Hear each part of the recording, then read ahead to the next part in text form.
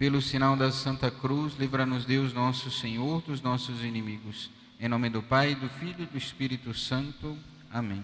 Ave Maria, cheia de graça, o Senhor é convosco.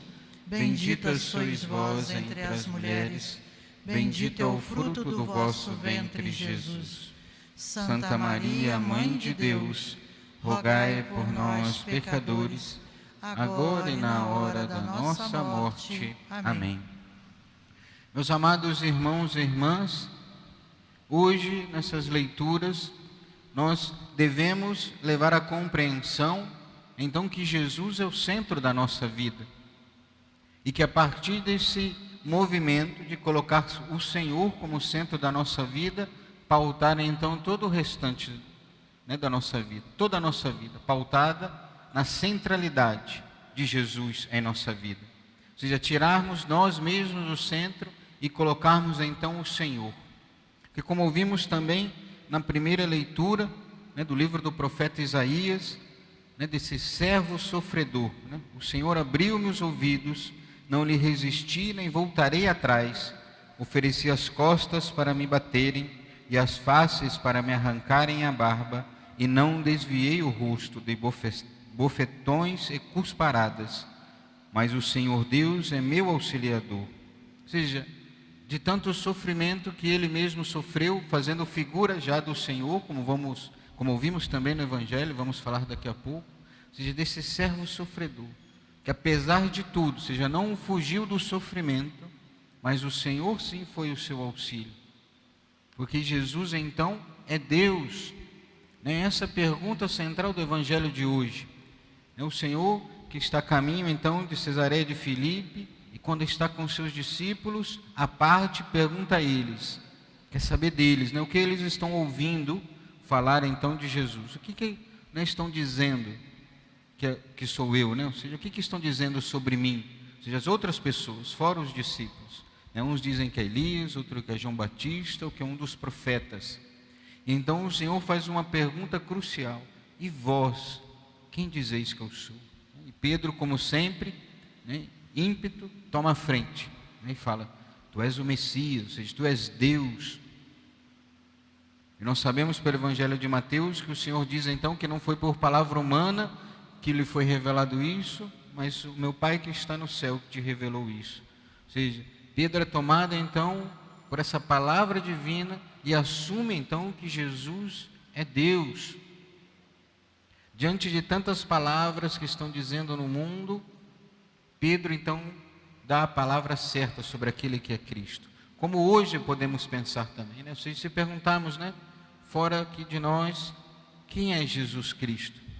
Uns vão dizer que é um revolucionário, que antecedeu a Che Guevara, por exemplo, como ouvimos muitas vezes sobre isso, que é um líder político simplesmente, que veio fazer uma revolução simplesmente neste mundo, veio transformar simplesmente este mundo, mas não reconhecem que Jesus Cristo é Deus, que Ele é o Messias, o enviado do Pai, o Senhor, o Kyrios, ou seja, Ele é Deus.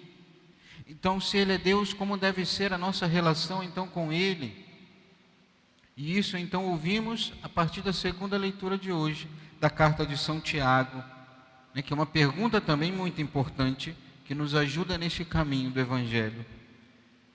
São Tiago diz assim, meus irmãos, que adianta alguém ter fé quando não a põe em prática? Ou seja, nós acreditamos que Jesus Cristo é Deus então, mas como é a prática da nossa vida? Será que nós vivemos acreditando que Jesus Cristo é Deus, que nos salvou, que devemos então seguir os seus mandamentos, as suas palavras, para então nos salvarmos? Ou na prática, na nossa vida, no dia a dia, nós vivemos como se Deus não existisse? Como Bento XVI gostava de dizer, que o mundo de hoje é tomado por um ateísmo prático. Ou seja, com a minha boca eu professo a minha fé em Deus, a minha fé em Jesus Cristo, mas a minha vida prática é como se Deus não existisse. Isso é ateísmo completamente prático.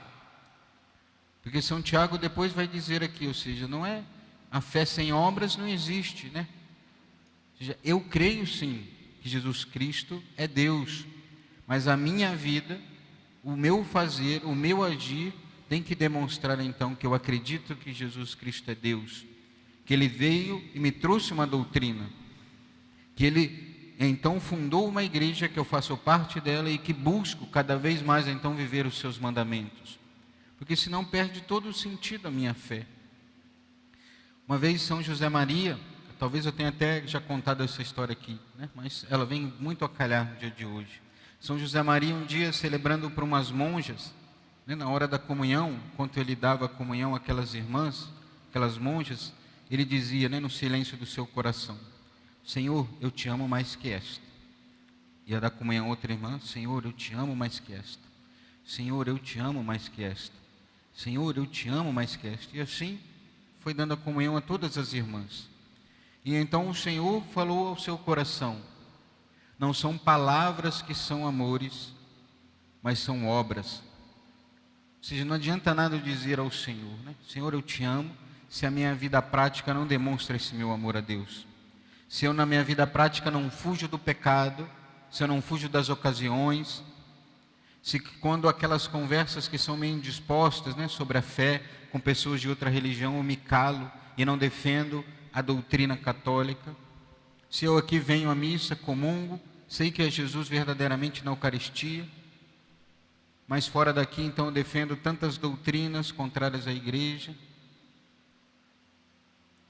Eu não sou fiel naquilo que o Senhor ensinou. Ou seja, as minhas obras são mortas, porque elas não traduzem a minha fé, e assim também faz a minha fé ser morta. Ou seja, eu acredito em Jesus, que Ele é Deus, mas eu fico aqui encostado, parado, ou seja, eu não coloco isso em prática. E o Senhor vai nos ensinar também no Evangelho de hoje como viver profundamente isso, porque depois de dizer isso, né, das palavras de Pedro, Jesus então, né, começa a anunciar, porque ele está subindo a Jerusalém, e o primeiro anúncio então da sua paixão. Ou seja, ele diz que é Deus, né, Pedro assume isso, e então começa a anunciar então a sua paixão, que ele haveria então de sofrer na mão dos doutores da lei, e que iria então morrer, ou seja, é viver a sua paixão. Então, educadamente, Pedro chama ele de lado, fala: Senhor, né, isso não permita que isso não aconteça. Um coração até bondoso, né, de Pedro, né, humano, que não quer o mal àquele a qual ele ama. Entretanto, Jesus então chama a atenção de Pedro, chamando de Satanás, porque ele não pensa então como Deus, mas sim como os homens, pensa simplesmente num bem humano. Mas Deus está olhando para muito mais. Ou seja, aquele sofrimento é redentor, é necessário que ele passe por isso. E mais ainda, depois de repreender Pedro, ele diz: quem quiser seguir, tome sua cruz e me segue. Ou seja, nosso Senhor nunca prometeu um caminho de tranquilidade, mas para então vivermos essa fé na prática, nós temos então que assumir esse caminho de cruz de nosso Senhor.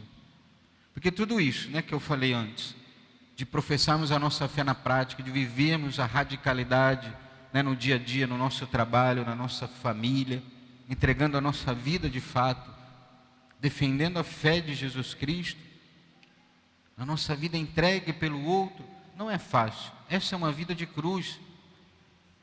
Mas o Senhor diz, né, quem quiser perder a sua vida por causa de mim e do Evangelho, salvará a sua vida.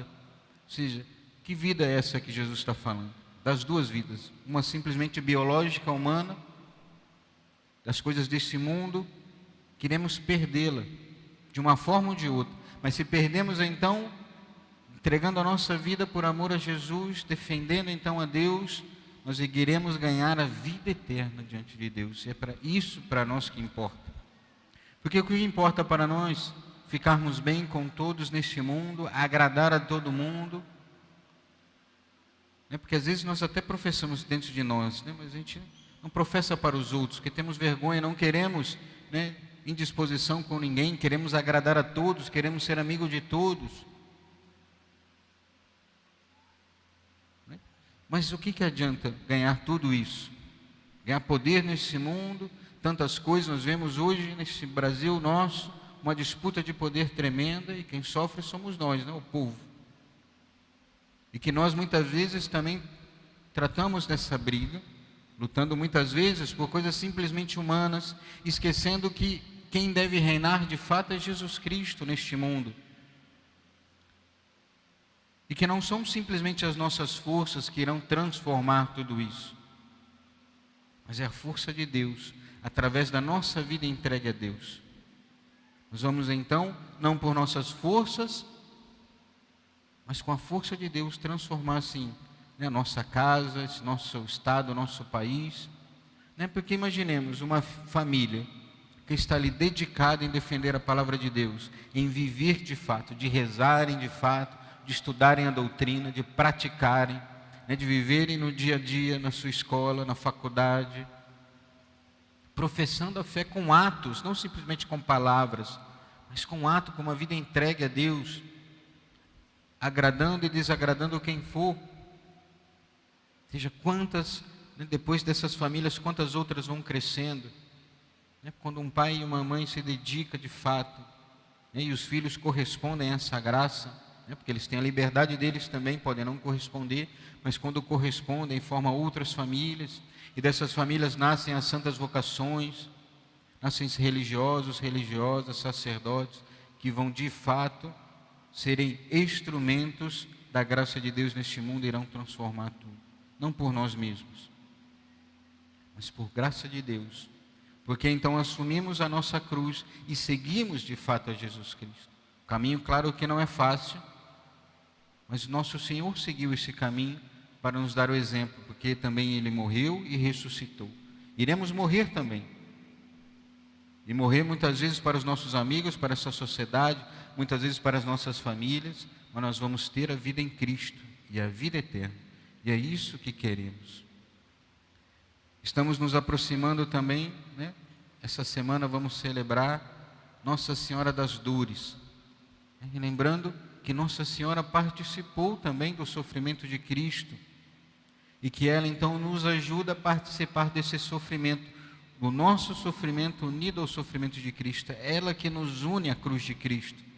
Ela que estava de pé aos pés da cruz, há de levar todo o nosso sofrimento, todas as nossas dúvidas, né? Que às vezes nesse mundo não sabemos por onde ir, mas ela há de nos conduzir nesse sofrimento de Cristo até a ressurreição, até a nossa vida eterna, já neste mundo, unindo-nos totalmente ao seu Filho Jesus. Peçamos a ela, a Virgem Maria, que nos ajude, né, nas dificuldades deste mundo, na nossa cruz, a não abandonar a cruz, mas seguir firmemente com a graça de Deus.